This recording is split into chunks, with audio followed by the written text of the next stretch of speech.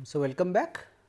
So, in this third lecture, we shall be getting the first feel about Verilog, how to use it and how to simulate designs using Verilog. So, as you can see that the title of this lecture is Getting Started with Verilog.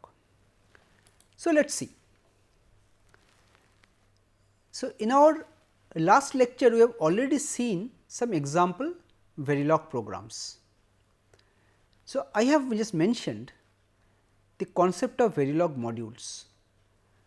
So, any description of a digital system that we are trying to create description, this has to be in terms of a set of modules. So, whenever you write a design description in Verilog, so it will be looking as follows.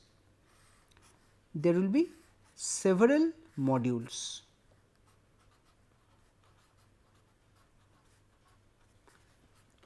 Let us say there are 3 modules.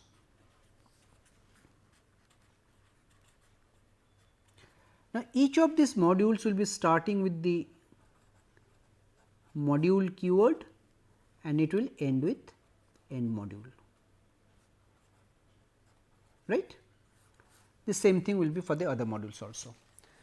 So, these all the modules taken together will define your complete specification of the hardware, whatever you are trying to arrive at, right.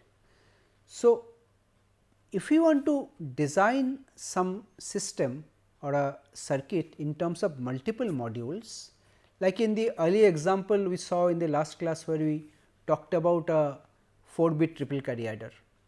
So, we saw we had multiple modules, a carry module, a sum module. We used those modules to create a full adder module add. Then we used 4 copies of the add module to create a ripple carry adder module and so on. Okay. So, you can instantiate a module from other modules. So, there is no concept of calling one module from another. Calling means instantiation in terms of hardware. So, if you call for example, from module 1, if you call module 2, there will be a copy of module 2 which will be inserted in module 1. Okay. Because you have to remember that ultimately we are designing some hardware. So, when you are invoking something, one module is invoking another module, that is something called instantiation. It means create a copy. If I call or invoke it 2 times, there will be 2 copies created. Okay? Fine. So, these modules when you describe them, they will, as you have seen, they have some interfaces, means in terms of the parameters. So, the way we specify the parameter values, the variables, they will specify how these modules will be interconnected, right. Now, we have also seen that we can specify a module in 2 different ways. We saw some examples in the last lecture. So, we can either specify its internal logical structure, which is called structural representation. This we had already seen for the sum and carry modules of the full adder and also the full adder module and also the 4-bit triple carry adder module. Those were all examples of structural description, where we had some modules, we also specified how the modules are interconnected. Okay. This is the so called structural representation. Secondly, we can also specify a module by describing its behavior. So, we recall the earlier example we took, where the carry and sum we expressed in form of a Boolean expression, that was a behavioral representation, right. Fine. So, when we talk about structural representation, we also talk about interconnections of the modules. They are interconnected by something called nets. Nets are just like wires. The output of one module is connected to the input of another module. Okay. So, we shall see later what are the different kinds of nets, different kinds of wires that are there in Verilog. We shall see this in detail later. Okay. All right. So, what next? See, we have specified the system in Verilog, let us say. So, we have already specified our design in Verilog. Now, we can do one of two things. First is, we can simulate the Verilog code and you can verify whether it is working correctly or not. This is just like running a program which you do in a high level language like C. So, when we write a program, we immediately run the program, give some input data and check whether the output is coming correctly or not, right. This is how we verify. So, here simulation means exactly a very similar thing. So, we simulate or we say that you run this Verilog description with some input data that I have given and you tell me what the output is coming. Okay. So, this simulation is just like running a program, as it said, written in some high level language. This requires us to specify the input, and how we do it? We do it by writing something called test bench or test harness. So, what is a test bench? Test bench is another Verilog module which will actually be generating the inputs that will be applied to the module that I want to test. Okay. So, here we will see that how we can write these test benches. Test bench or test harness specifies the inputs that have to be applied to my system which I have written in Verilog, and I want to also see the outputs. Okay. This is the one thing I may want to do after I write this specification. Now, you see, as part of this course, most of you will be doing exactly this. So, here you are learning how to write or means how to specify some designs in Verilog. You will be specifying some design, you will be simulating and you will be trying to verify whether your design is working correctly or not. Okay. This is through simulation. But as an alternative, what you may do? You may use some kind of a synthesis tool to map it to a piece of hardware. So, what is synthesis tool? The synthesis tool will be specifying your it will be taking your specification which you have written in Verilog and it will be translating into ultimate hardware design. That will be your final hardware. Okay. That is what is called synthesis. So, the synthesis tool will convert your specification into a netlist of low level primitives. Now, when you say low level primitives, again there are two alternatives available with you. Some of you may say that, well, I want to design a VLSI chip, which means I want to design something called an application specific integrated circuit or ASIC. So, here I will have to go through all these steps of the VLSI design cycle as I have just mentioned earlier. After doing that, I will have to send the layout specification that I have finally. There are some particular formats for that GDS2. I will have to send it to a fabrication facility and they will fabricate the chip and they will send the chip back to me. This is one way you can utilize your design, what you want to do with it. Or the other one is that most of us do the second one, that your target hardware can be field programmable gate array or FPGA. So, what is a field programmable gate array? An FPGA is something which is programmable. So, you can use it in your laboratory. So, you can create a design in Verilog, you can use a synthesis tool, it will be translating into some form which you can download on the FPGA chip by giving a command. Suppose you have designed a multiplier, you download that in the FPGA chip, your FPGA chip becomes a multiplier, that is your hardware.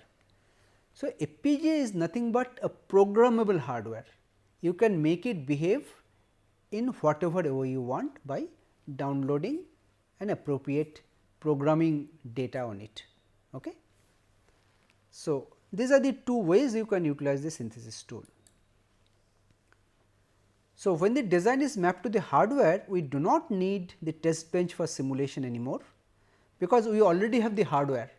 So, we can actually apply the voltage signals and see the output. Okay. We do not need any test bench and simulation to do that. We have the actual hardware with us. So, here the signals can be actually applied from, let us say, some signal generator, and the outputs may be actually observed on, let us say, an oscilloscope or some logic analyzer. Okay. Fine. So, when do we use this ASIC as a hardware target? Now, we use ASIC as hardware target when we need high performance and high packing density. You see, this application specific integrated circuit is very optimized. So, when you use this ASIC, you are generating a hardware which will be very much optimized in the sense that its area will be less, its speed will be higher, and it will possibly be meeting all your delay and power related constraints. Okay.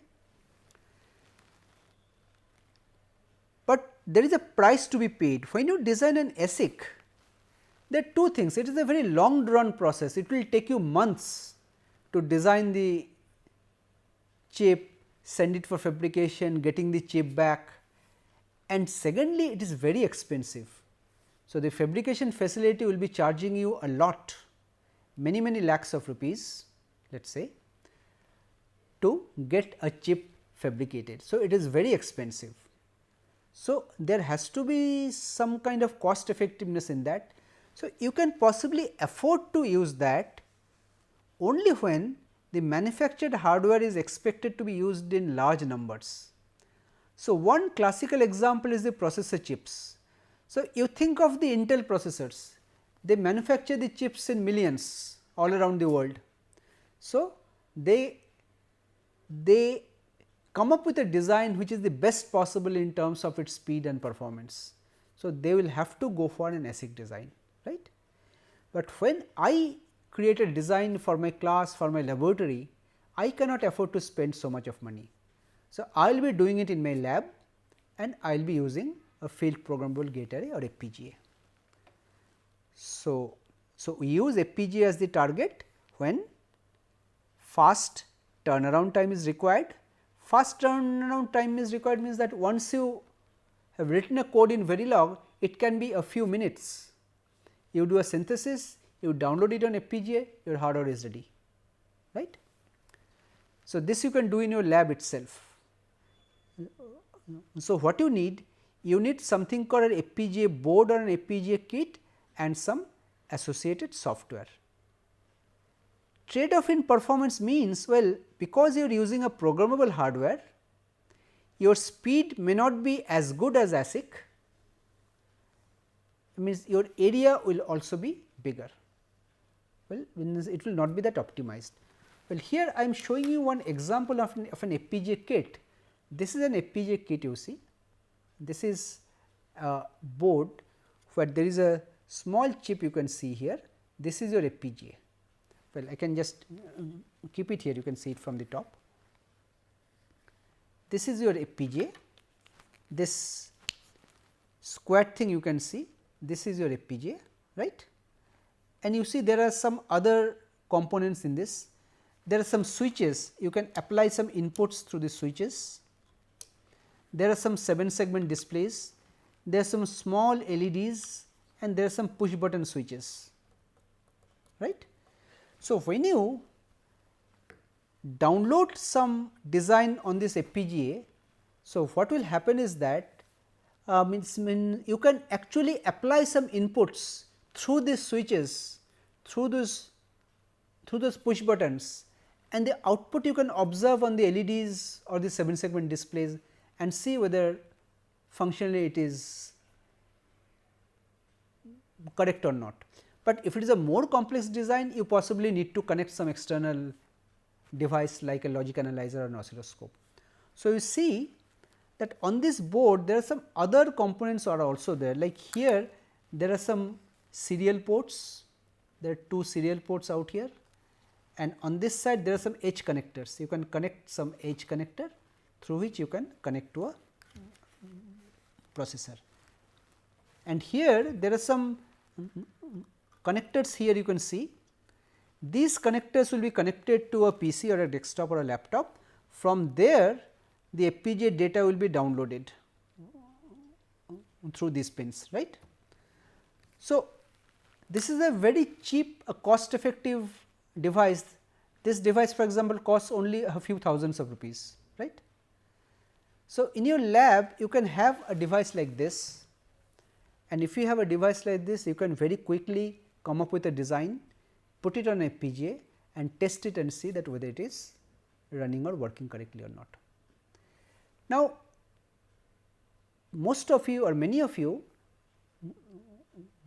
possibly have already used FPGA or will be using FPGA at some point in time. But as I told you, as part of this course I shall not be teaching you how to use FPGAs or how to convert my Verilog description through synthesis and burn into FPGAs. Rather, in this course I shall be concentrating on explaining how this Verilog language is and what are the different ways to create a design or specify a design based on certain constraints and requirements. Okay? And we shall be mostly telling you and urging you to use simulation to verify that whatever you have learned, you have written a code, whether that code is working correctly or not, because simulation is much easier and simpler to run and check. Okay? I shall show you an example also. Fine. So, pictorially these are the 2 alternatives.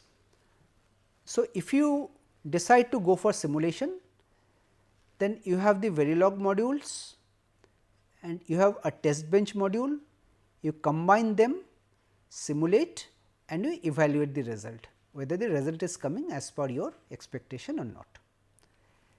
And if your target is synthesis, then you only need Verilog modules, you do not need test bench, and depending on your requirement you can either map it to an ASIC or you can map it to an FPGA, as I said, right. Okay. Now, the question is how to simulate. Now, here I am showing you 2 links. There will be some tutorials which will be uploaded also on this site. You can basically look at them, that how to actually download and install them. See here, I strongly recommend you to download this Icarus Verilog or iVerilog in short, which is available on this link iverilog.icarus.com. This is a free software and this Verilog simulator it runs on almost all platforms, Windows, various versions of Linux, Mac, everywhere. Okay? So, it is more or less platform independent, you can run it anywhere you want. And means after simulation, if you want to see the results in a graphical way using waveforms, there is another tool you can also download. This is also free, GTK Wave. You can download it from this site. So, again GTK Wave is available on all platforms, right. But if you want to use some commercial softwares, many of the commercial softwares have a free version with limited capabilities available, like the FPGA manufacturer Xilinx is one of the leading FPGA manufacturers. They have the software tools called IAC, Vivado and a few others, and there are many others vendors also. So, using any of these tools you can carry out or do simulation. But in the examples that I shall be showing and illustrating, so I shall be illustrating with iVerilog only. So, if you want to reproduce my examples, so it is always good, it is always recommended that you install iVerilog on your machine, on your computer, and you can also run the Verilog codes there and so means you can verify whatever I am saying whether it is matching with your simulation or not. Okay? All right. So, if you want to do synthesis again, so if you use FPGA as target, so you need specific software like the FPGA board that I had shown, that was an board which was manufactured by Xilinx. The FPGA chip was a Xilinx Spartan 3 FPGA chip. Okay. So, for Xilinx you need to use either a Xilinx ISE software or a Xilinx Vivado software for those kits. But for other FPGA vendors, Altera, Actel, there are many other, several others, there are similar software available from the other vendors also. So, for FPGA there is one constraint, if you use a particular type of FPGA kit, you have to use the software that is provided by that particular means FPGA chip manufacturer. For Xilinx you have to use only the Xilinx software. Okay. But when you want to go for ASIC, you can use some commercial CAD tools which are more generic in that sense. That means, you are not stuck with a particular tool.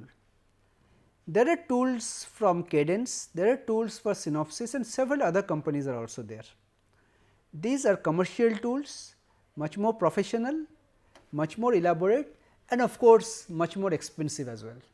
So, you cannot afford to buy for personal use.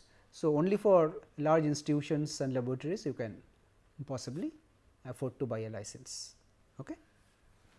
Fine.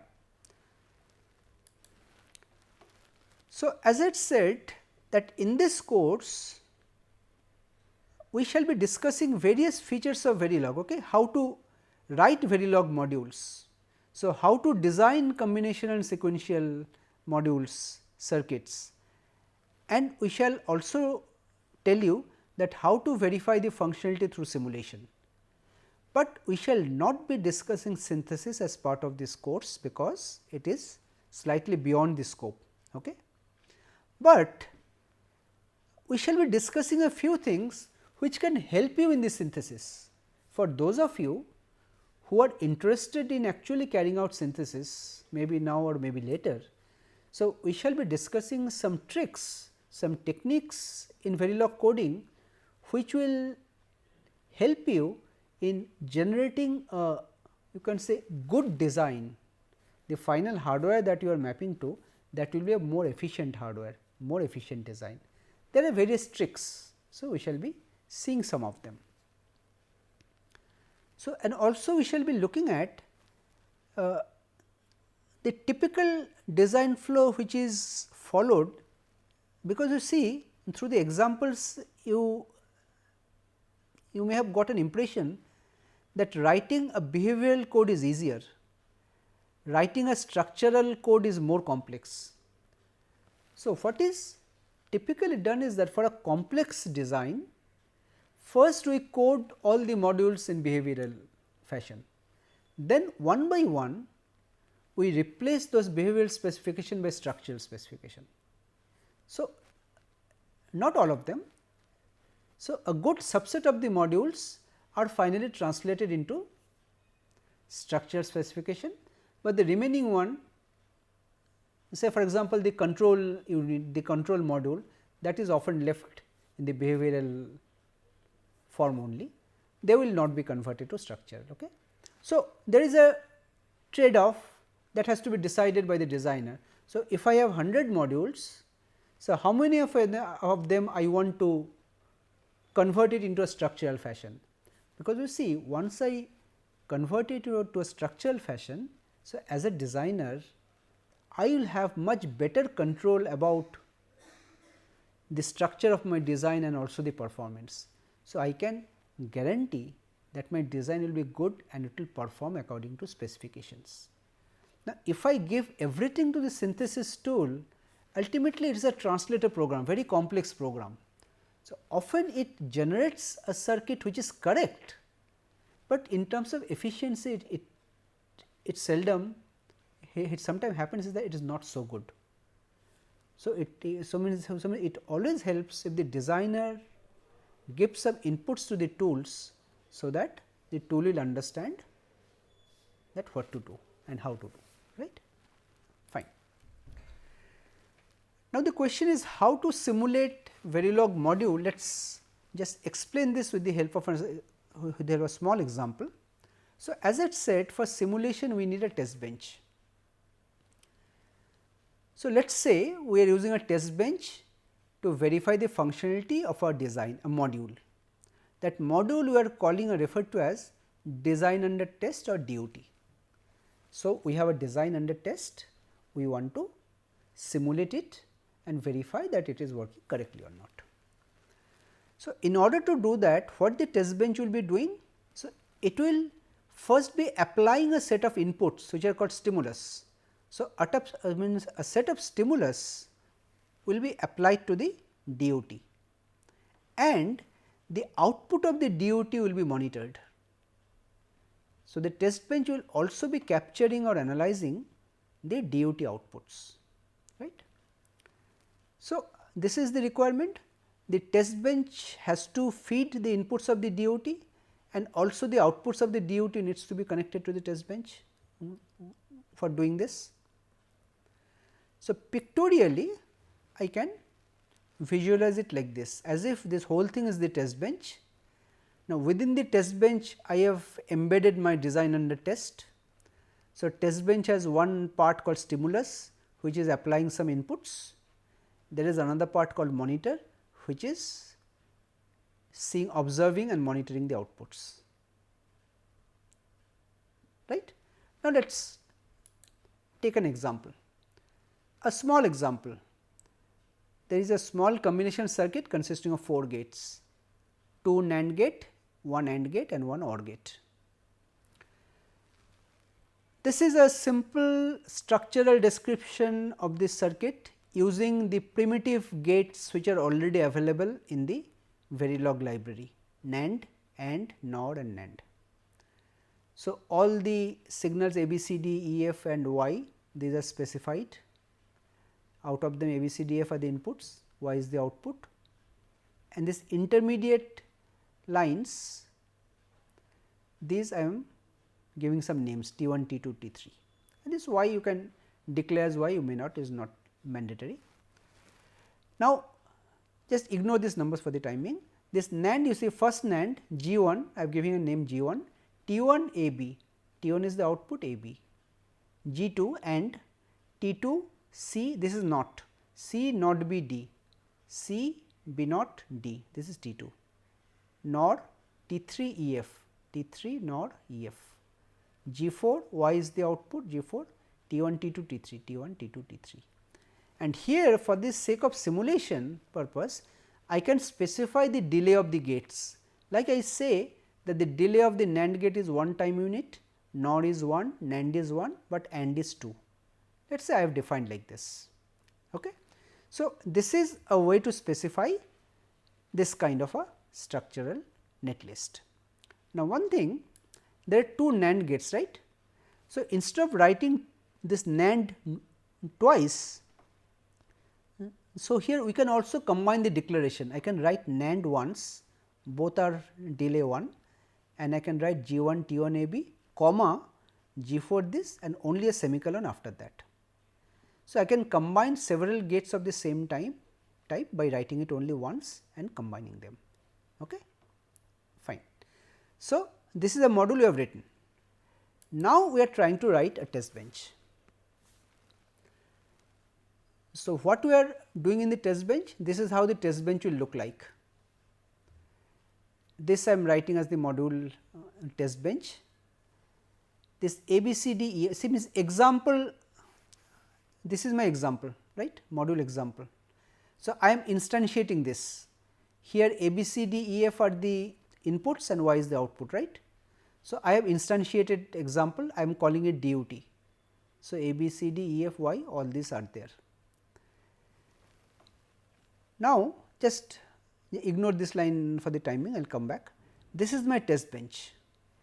Now, in a test bench, we often use the keyword initial. Initial means there is a block of statements, this block will be executed only once. begin end, right. So, what does this block contain? Monitor, $monitor. Monitor is something like printf in C. So, here I am saying that you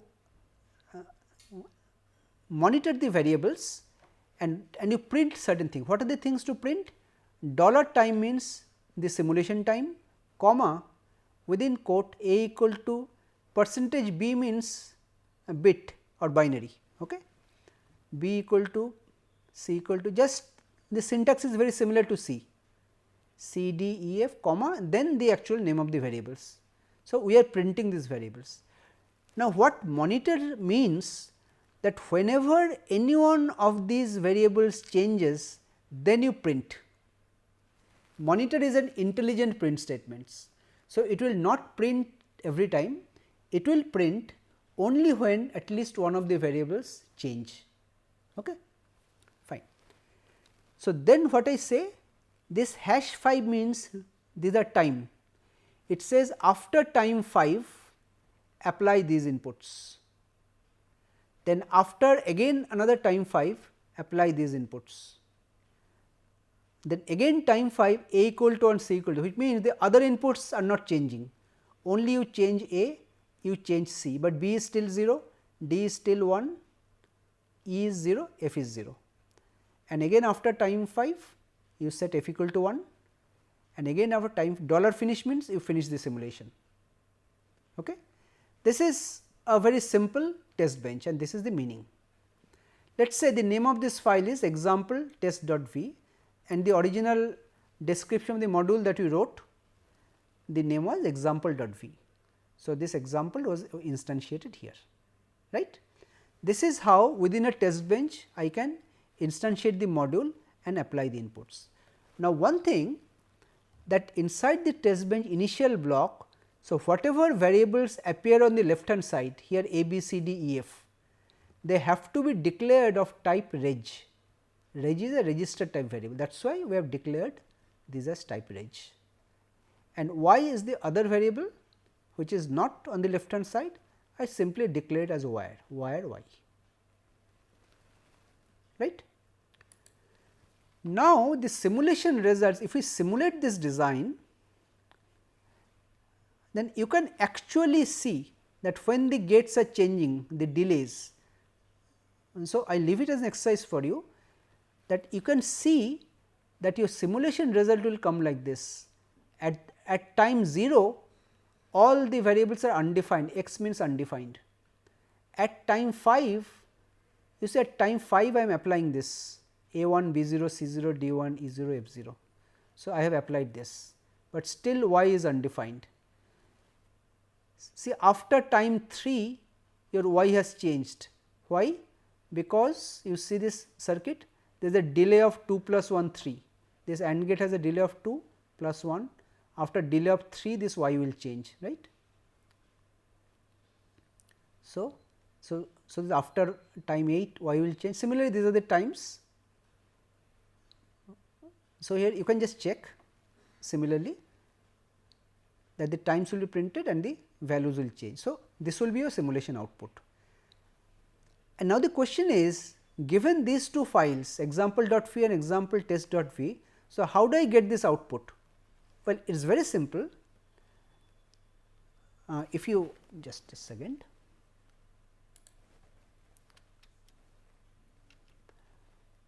if you just install iVerilog and if you just give a command like this iVerilog -o, just like in C compilation you can give an output file name -o, this is the output file name mysim, then all the Verilog files example.v, example test.v. Then you give another command vvp mysim. So, if you run this vvp, this output will be obtained, right, very simple. Okay. So, this you can verify. Now, here I have made a little modification in the test bench. I have just added these two lines dump file and dump wires. Rest is same, rest all are identical. Dump file means I am saying that well in the monitor if given, it is printing all right, but I will also dump all these changes in a file called example.vcd. VCD stands for value change dump, and dump_vat 0.0 comma testbench means testbench is the name of this module. So, all the variables in this modules and all the variables that are included inside, they will all be dumped, right. Now, just after this, if you run it again, that VVP, so this file example.vcd will be created. So, you just give a command like gtk wave example.vcd. So, if you install gtk wave also, just give this. So, what you will get? You will get something like this. This is the window of gtk wave. So, in this left corner you will see the name of your test bench file dot. You can see all the name of the wire. So, means what I have done is that I have just pulled these values to this window one by one, and these waveforms are immediately starting to appear. So, you can see this is the time on top 7 seconds, 7, 14, 21, 0. So, you can see that exactly the time at time 5 this is changing, A has become 1. So, at time 7 this Y has become 1. This is exactly how the simulation output is coming. You can see it in the form of a timing diagram. Okay. So, you can see this visually in the form of a waveform. So, I think with this we just come to the end of this lecture. So, in this lecture we just saw how we can actually write a Verilog module, how we can write a Verilog test bench, how we can simulate them, how we can see the output, and how also we can visualize the timing diagram. Now, these experiments I shall not be showing all the time in my next lectures. So, I expect that you will be installing iVerilog and GTK wave in your machines, and you will be actually running these codes yourself and seeing them working. Okay. Well, thank you.